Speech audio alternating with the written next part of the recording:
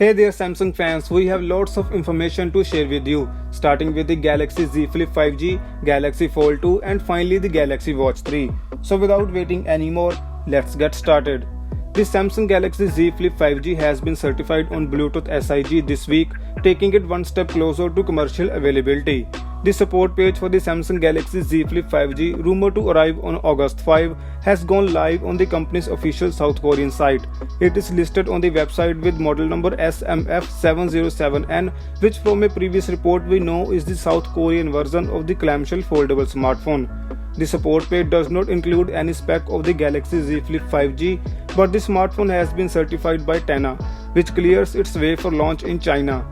Meanwhile, key specifications of the Galaxy Z Flip 5G has been leaked online through Weibo. It is being reported that the phone will be powered by the Qualcomm Snapdragon 865 Plus SoC, clocked at 3.09 GHz. It will have a 6.7-inch primary Full HD Plus AMOLED display and a 1.05-inch external display. The smartphone is expected to feature a 10-megapixel selfie camera and a 12 plus 12 megapixel dual camera setup at the rear. It will most probably have HDR10 Plus screen. It will be powered by a dual battery setup that packs a 2500 mAh battery and a 704 mAh battery. The phone will come with support for 15-watt fast charging.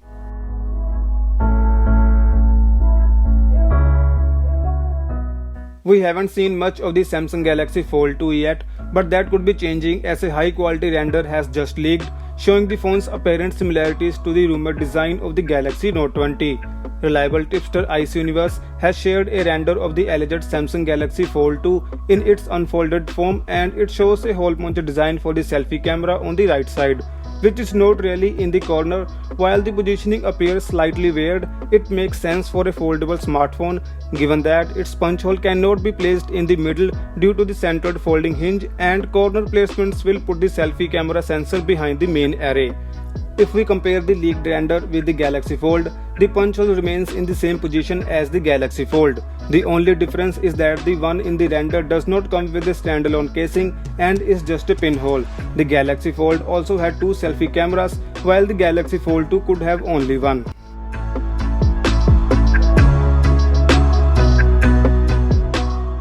According to rumors, the upcoming Galaxy Watch 3 will support a 1.4-inch Super AMOLED display coupled with 1GB of RAM and 8GB of internal storage.